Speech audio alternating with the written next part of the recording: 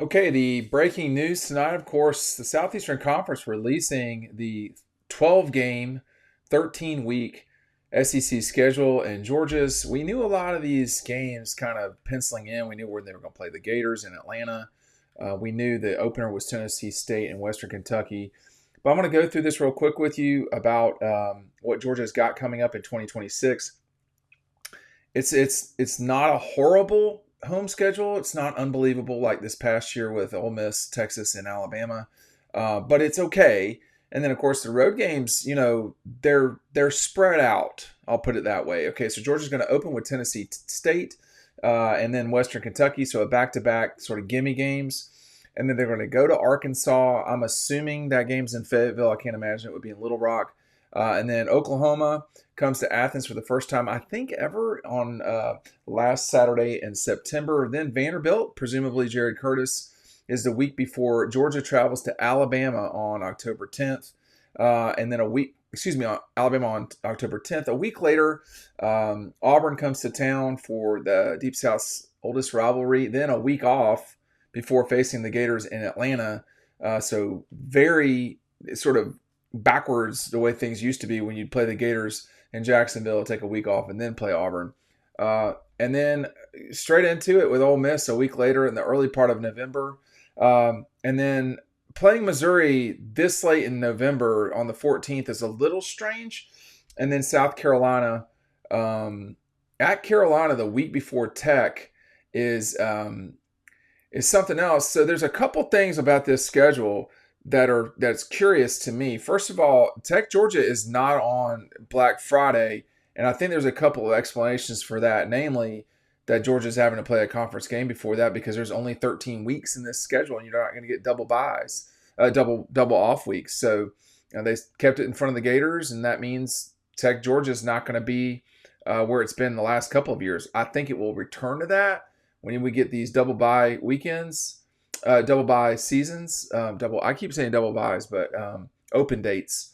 Back in the day, it used to be called a bye, an off week, whatever. So that part of my brain is going there. But I think when you just take a step back and look at this, Auburn and Bama back to back is not going to be great. That's going to be a physically difficult time. The closing stretch is tricky. You're not playing at home, but twice after the Auburn game. So there's that. So this schedule is front loaded in Athens. But Jacksonville always defines the season, and now that could be Atlanta. Now that could be Tuscaloosa. And nothing here jumps out at me like, oh man, they're not going to play Tennessee for the first time since 1991. We knew that coming into it. There were a couple things we didn't know, like when was the Auburn game, when was the Alabama game, when was the Carolina game, was Georgia Tech going to be Black Friday? You get to go to Arkansas against a brand new head coach and fight that one out. You're hosting Auburn, that's a brand new head coach. I'm assuming Alabama will still have Kalen DeBoer. He's not going to take off from Michigan. I don't think he will. And you got Florida, a brand new head coach. Ole Miss, brand new head coach. So you've got a lot of first-year head coaches that Georgia's going up against that people are going to be trying to make their name by taking down Georgia. I mean, doesn't look like a lot of losses on this schedule, but it never does. But I will say, you're playing Oklahoma, Alabama on the road. We don't know what Auburn or Florida is going to be like. You got Ole Miss on the road, but Missouri could be a tricky game. We'll just see. This just on the hoof, this is not like the most challenging schedule on earth, but it's always more difficult than it seems. Here's the Keely Ringo signed, very limited edition from 2001. The limited edition from Keely Ringo signed by him. Make sure you get this today, and I can get it to you before Christmas. If you don't want the print, we only did 33 of these total. So I'm running out of those. I think there's 8 left or 7, whatever it is. Then we also have the Keely Ringo signed Dawg image of him crossing the plane there against Alabama. Georgia and Alabama now. This will be, there's only 1 year they've not played one another this decade, which was 22. This is now the most played football game of this decade between these two teams. So they they've met a lot, and that will be, the thing about that game coming into it now. What we didn't know last year was that Alabama would have a loss to Florida State, so that made no sense. But coming into this one, I'm going to just glance at Alabama's schedule when I get a second here. Georgia could lose to Oklahoma. I mean, I'm assuming they could, lose to Oklahoma at home. Now, Oklahoma's going to have to play a little bit better on offense for that to be the case. But let me just take a gander at Alabama here. I mean, I just don't think they lose before they play Georgia. I mean, they've got East Carolina at Kentucky. They're playing Florida State at home, playing Carolina at home, and then they go to State. Their off week is before LSU, so they will have to go back to back. This is a rough schedule here for Alabama in the middle, which is Georgia at Tennessee, Texas A&M. So that's a tricky ask for Alabama. Georgia just doesn't have that. That's not in the way for them. And for the record, they had nowhere to stick the Louisville game, so they literally could not have played it. I don't think. But they knew that a long time ago. That game being played was very questionable from the start. So I hope we see those games more, but I don't know that we will. That's the hard part is what is the value of playing the Louisville game or the NC State game or the Clemson game or Ohio State? That's going to be disappointing as time moves on that we lose those level of games. But, I see where Tennessee's playing at Georgia Tech. That's awesome. I think that's great. LSU is hosting Clemson to start the season. Ole Miss, doesn't have a great slate here. They've got Louisville and Nashville. Like, there was no way Georgia was gonna do that. Let me speak real quick to the Georgia Tech situation, which is that, I'll be frank, I did not realize that this was not a double off week year. So that makes things very different over time. And I think,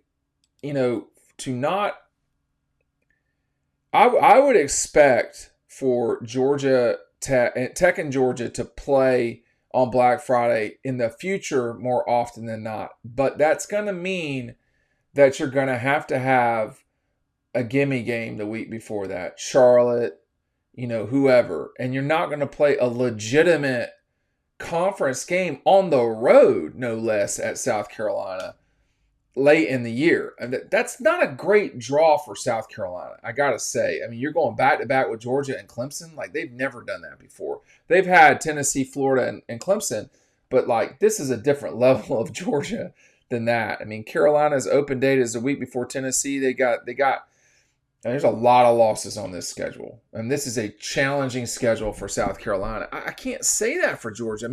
There are pitfalls because you're playing Auburn, and you're playing Alabama, and you're playing Florida, and you're playing Tech, and Missouri I think is going to be pretty good. And you've got Oklahoma. They're not. Georgia losing to Arkansas would be something I would have to see to believe, and I'd have to see it probably twice. So I don't know if I'll buy that. Oklahoma, Vanderbilt. Georgia's probably going to win those games. And then you got to go to Alabama. It's not certainly going to beat Oklahoma. They got to go to Alabama, and they host Auburn. I would imagine they'd win, at least split those games, if not sweep them. But somewhere along the way, like Missouri, the close of this thing with at Ole Miss, Missouri at home for Veterans Day. I don't know if that's Veterans Day. It's that second. You get my point. I think they'll probably celebrate it for Veterans Day in Athens. So you got to go to Mizzou the week after. This is pretty exhausting. Of course, it's not. I'm having to recalibrate everything because I'm forgetting that Jackson. We're not going to Jacksonville. So, your furthest away game is at Ole Miss, which is very well as at Arkansas, excuse me. But after that, the travel is not completely crazy. Not completely crazy because you're going to Atlanta. But I don't know. I don't hate this schedule. I mean, the more of course I'm processing it like everybody else in real time. I'm sure the football staff has had it for some time, but I'm processing it. It's you're playing in the SEC, so it's going to be difficult. But I don't know that this is like an overly. I don't know this is an overly wild schedule for Georgia by any stretch of the imagination. I'm just looking at the beginning of the season for any like Arkansas is playing at Utah. That will be a challenge. Auburn has sold week one to Gary Stokan and company, and so they'll play Baylor in Atlanta. Ole Miss is playing Louisville in Nashville. It's not a lot of great first week games. It's pretty bad actually. I mean, you just have Clemson, LSU. You have Ole Miss, Louisville, and Auburn, Baylor. Not great. Mississippi State's at Minnesota. Mizzou is at Kansas. Is that? And then Oklahoma is at Michigan. Tennessee hosts Tech. And then Texas, Ohio State is in Austin. A&M is hosting Arizona State. But the season to me, I mean, Alabama goes to Kentucky. That might be a night game. We'll just see. But it really starts week 3. I mean, this pretty serious. I think Missouri and Oklahoma. Only 5 SEC teams are not playing league games. So, Alabama makes 6, but it's a legitimate game. You got Bama, Florida State that week. Arkansas hosting the Dogs. Auburn, Florida, which we've not had forever. Kentucky's at A&M. LSU is hosting. LSU is going to Ole Miss, so that'll be the night game. Bama, Florida State will be midday. Georgia, Arkansas could be the noon. I'm looking at other games. We got possibilities here. Florida, Auburn. I mean, that's not a bad week, man. That week 3, of course, Georgia's gonna be at Arkansas, so that's and then the Hogs. So the Hogs are gonna play out of conference Utah and Tulsa and North Alabama. Georgia's got Tennessee State, Western Kentucky, and of course the Jackets. That's the thing. Talking about Notre Dame from earlier this week. You look at the end of this schedule. There's no space for anyone to play Notre Dame in the SEC. It's just not like. It's not really there. So the earliest bye weeks are week 5 with OU, Ole Miss, and Texas all taking those weeks. Those, of course, OU and Texas, that's the week before they play one another. Week 8 is all SEC league play. I think week 9 is as well. But it's not the whole league playing like we had this year. One weekend. I'm not aware, and I'm glancing like the Matrix at this thing. I do not see a week where literally everybody is playing a league game. Maybe week 10. Yes, week 10 is just boom, and then week 11 looks the same way.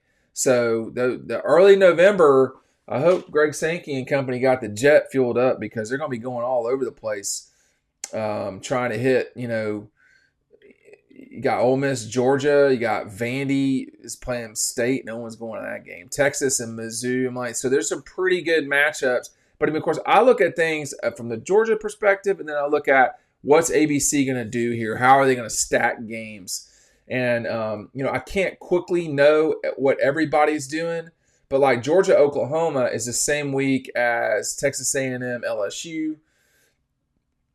So that could be a game where, but I just don't, Texas, Tennessee, Georgia, LSU, Georgia, Oklahoma, and then LSU, Texas A&M, LSU, Georgia, Oklahoma, and then Tennessee, Texas. Those will be your ABC games of the week. You look the next week for Georgia, Vanderbilt. That's probably not going to be on ABC because you've got, some Tennessee, Alabama, or Tennessee, Auburn is decent.